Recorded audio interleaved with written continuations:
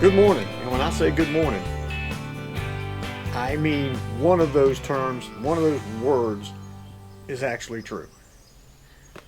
It is morning. Good, I don't know. It is hot and sticky, and mosquitoes are already flying in my garage. I don't know if any of you have ever experienced the East Coast humidity, but man, it is just like, it's wet, sticky, thick, nasty, but we've got work to do. Jumping back on the Jeep this morning, and today is interior. Now, you've seen me pressure wash and hand wash the exterior, which made a drastic change. It made a huge difference in the way the little guy looks. The inside, well, I guess putting it politely, it's been lived in. It's been used as a vehicle. It's just been transportation back and forth, but its life is about to change drastically. The word drastic is going to be a big thing today, okay? Just letting you know now. The inside needs a lot of attention. The seats, the carpet, the center console, the dash, all that stuff. Well, I got on Amazon. Gotta love that place. I picked these up. Okay? These are drill brushes. They actually go in your drill, just as it says. Got a lot of stuff in there to spray down, clean out, and use these brushes on seats, carpet, the dash, the center console, and get a lot of old funk and food and dirt and just junk out of the grooves and cracks, because that makes a huge difference in the way your vehicle looks inside and the way you feel about driving your vehicle. There's more to it than meets the eye.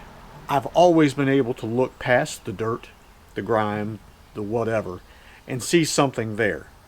So we're going to take these guys and some of this stuff, spray down the interior real good, piece at a time, not just throw this in there like a hand grenade, but do a piece at a time. Probably start off with the dash and center console and stuff like that, and then go to the seats and the carpet and stuff like that. See if we can't make this thing be more of a office-y, kind of homey, living room recliner sort of feel, if you understand what I'm getting at.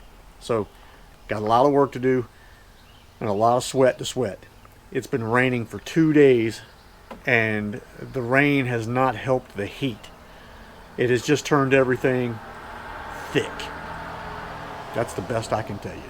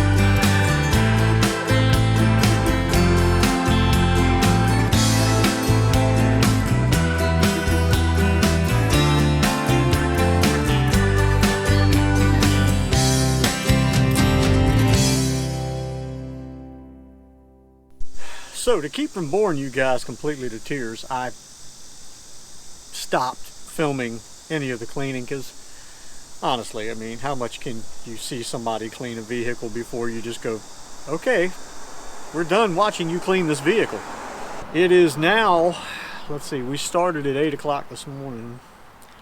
It's now 3:28 in the afternoon. I have been cleaning the most part of the day. Now my eyes are burning. because I've got 17 different types of chemicals in them. Whew. But anyway, I thought I would let you see the finished product on the inside. And then move on to something else. For the love of all that's just, I mean, it's old after a while.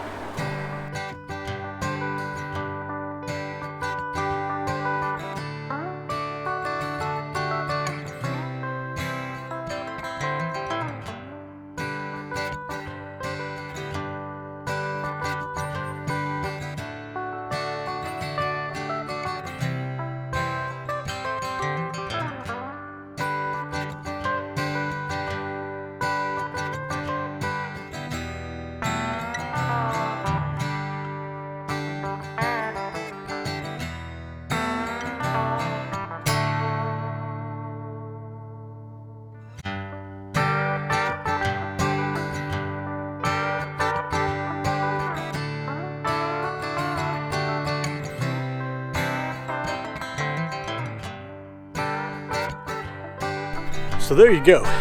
The next part of this is going to be a new radiator and a new fan.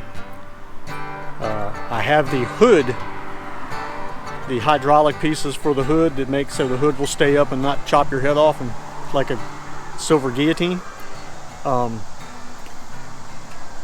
Those are on their way. They should be here today, and I can put those on so that way when I'm trying to work on the radiator and replace that, if I accidentally hit the baseball bat that's holding the hood up, it won't chop my head off.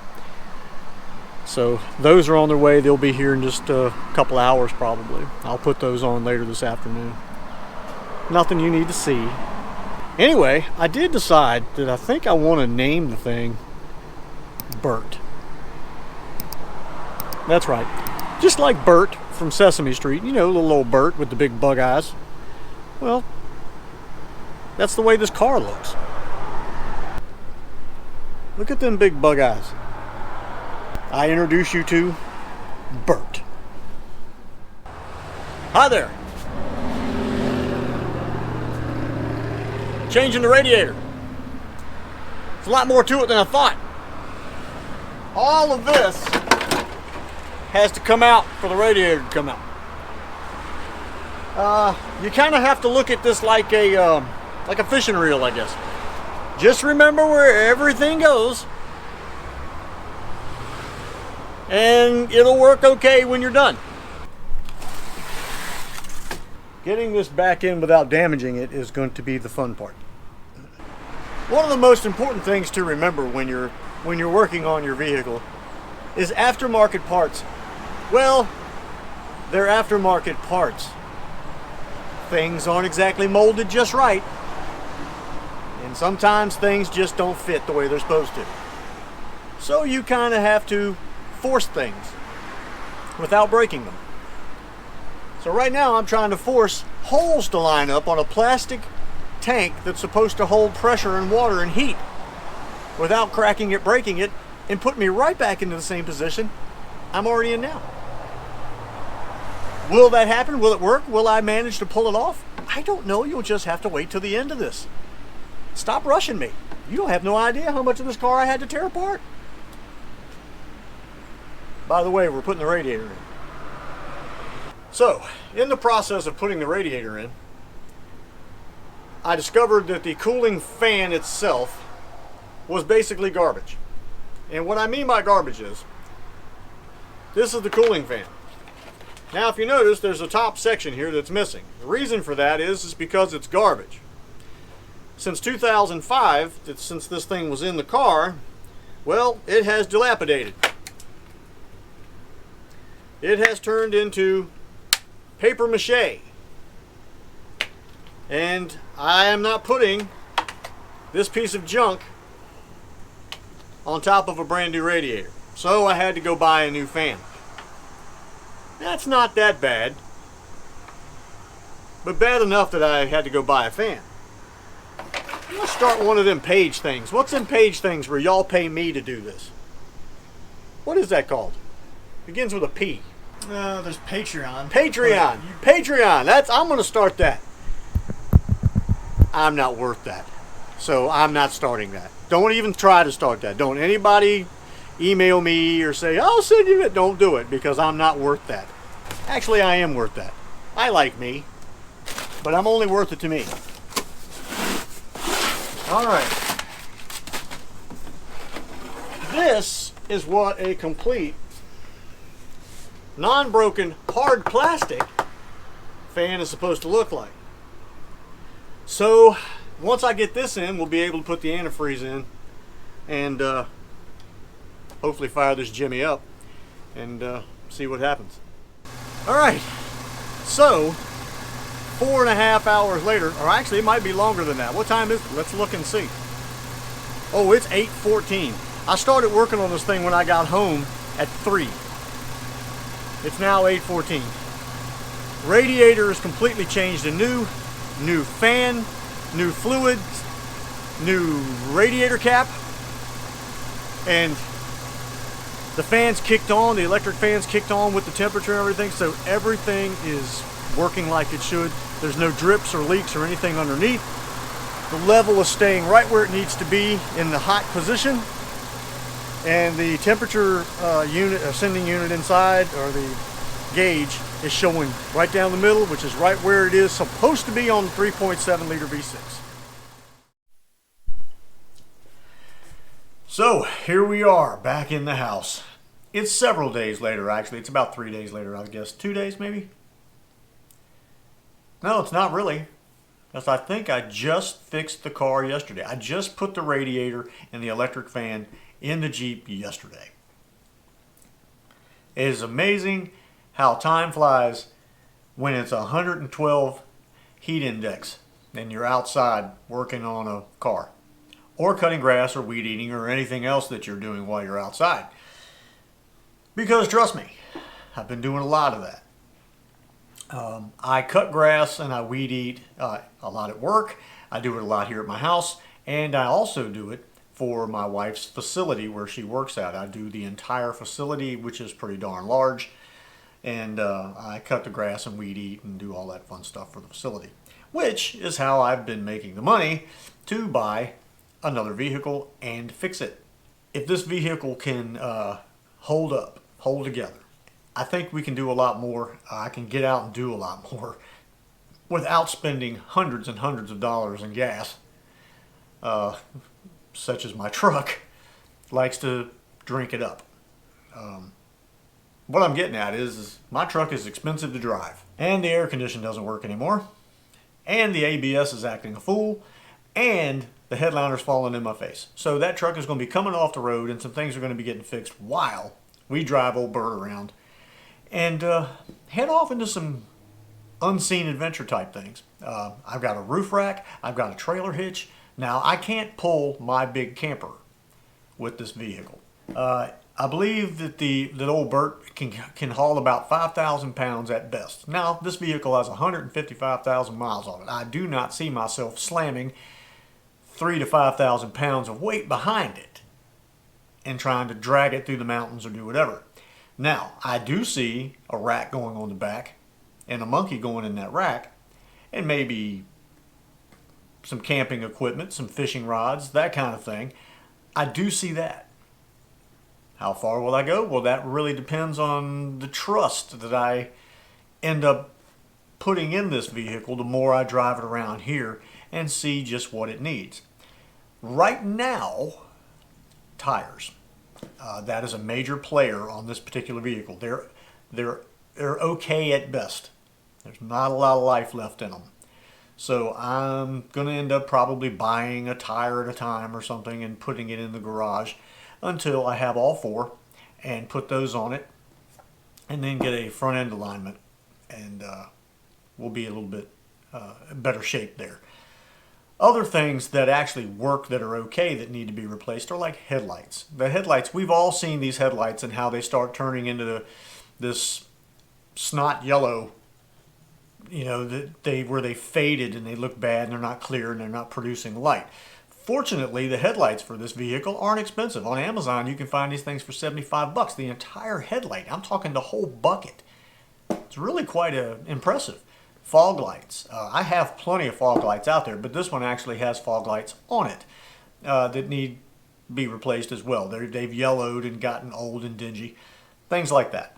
This vehicle has occupied a huge empty spot for me. The monkeys are great, the Himalayan, but when you're dealing with rain, when you're dealing with bad weather, when you're dealing with intense cold or extreme heat like the last 3 days have been, we've had anywhere from I think 107 to 112 degree index on the heat index days. You know, a vehicle with no AC or even a motorcycle, when you're going 45, 50 miles an hour, the air is still stinking hot. I intend to use this vehicle and utilize it for what it is. It is an underdog, the 2005 Jeep Liberty. The Liberty was designed to replace the Cherokee, and it was actually called the Cherokee in Europe. It came over when it was built and brought here. They changed the name to the Liberty now. What brought that on, I don't know. But it was actually built to replace the straight six Jeep Cherokees of yesteryear, which were really good Jeeps. A lot of people like them, and they were very dependable, easy to work on, nice vehicles. So with this vehicle replacing the Cherokee, was it worthy? I don't know. I hear a lot of mixed reviews. So instead of listening to other people's opinions, we're going to have one of our own. This Jeep being four-wheel drive, 3.7 V6 with 210 horse new, I would say with 155,000 miles, you're probably talking more around the 200 level at this point. I think it'll be okay. Gas mileage wise, I really have a good feeling about this vehicle. I could be very wrong, and I almost hate saying it, but I have a better feeling about this than I did when I had the Toyota truck. Long story short, things are coming. As a matter of fact, this weekend I intend to take old Bert and we're going to head out of here and go somewhere. I don't know where. Maybe the campground would be a good, it's close in case something goes south. And if something happens at the campground, they'll allow me to leave the car there until I can get back and get it or whatever. But I think it'll be okay. I really have a good feeling about the thing, and I'm hoping that my feelings are right. And usually, I would say 87.9% of the time, feelings are pretty good about things. So, hope you enjoyed this little let's just build it kind of thing and get it ready. But the reasoning behind this video and this vehicle is because those of you who are out there watching, I want to give you guys something worth watching. And for me to take the truck and not have any money when I get where I'm going because the gas is ridiculous, the gas mileage is ridiculous in the thing, and to have everything in the back of the pickup open to the elements, everything in the back, the fishing stuff, all of that, the little extra cab in the back behind the seat, it's just too small. You can't put nothing back there. This is for the good of everyone. All of this seriousness is going to be going away very soon. Very soon. So hey, thank you guys for watching. I totally appreciate every one of you. And we will see you on the next one. And I've never meant this more. Whatever the next one may be. I might go to Dairy Queen right now and just go through the drive-thru and get a Blizzard. Just for fun. I mean, why not? Thing runs now. It's got like 3/4 of a tank of gas in it. Ooh, let's get a Blizzard.